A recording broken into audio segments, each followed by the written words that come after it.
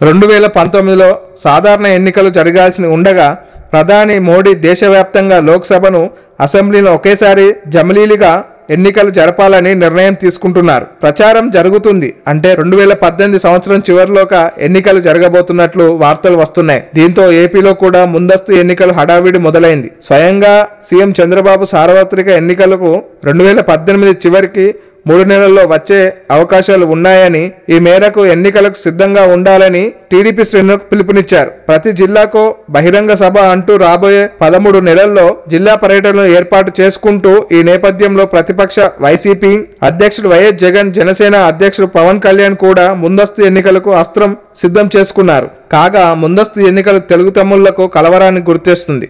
ముందస్తు సెంటిమెంట్ టీడీపీకి అచ్చిరాదని గతంలో 2 సార్లు ముందస్తు ఎన్నికలకు పోయి ఘోర పరాజయం పాలైనట్లు సంగతి గుర్తు చేసుకుంటూ వణికిపోతున్నారు. నిజంగానే టీడీపీ గతంలో 2 సార్లు ముందస్తు ఎన్నికలు పోయి ఓటమి చవిచూసింది. 1983 అధికారంలోకి వచ్చిన ఎన్టీఆర్, నాదెండ్ల భాస్కర్ వెన్నుపోటుతో వెంటనే అనూహ్యంగా పదవి కోల్పోయారు. దీనికి తోడు మద్య నిషేధం చేస్తానంటూ ఎన్టీఆర్ ప్రకటించడం టీడీపీలో అధికారం రావడానికి దోహదపడింది. కానీ ఏడాది తిరగకముందే అల్లుడు చంద్రబాబు ఎన్టీఆర్కు వెన్నుపోటు పొడిచి అధికారంలోకి వచ్చారు. 90లో ప్రపంచవ్యాప్తంగా ఐటీ విప్లవం కొనసాగుతున్న టైంలో హైదరాబాద్లో ఐటీకి చంద్రం ఊతమిచ్చారు.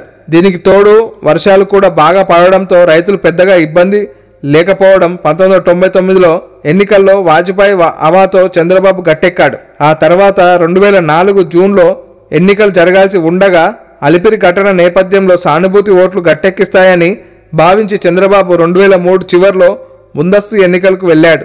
కానీ బషీర్బాగ్ సంఘటనలో రైతుల ఉద్యోగాలు నెలకొన్న తీవ్ర వ్యతిరేకత ముందు సానుభూతి వర్కౌట్ కాలేదు.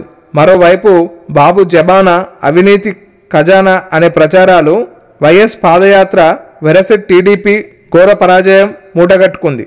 ఆ ఎన్నికల్లో టీడీపీ కీలక నేతల సైతం ఓటమి చవిచూశారు.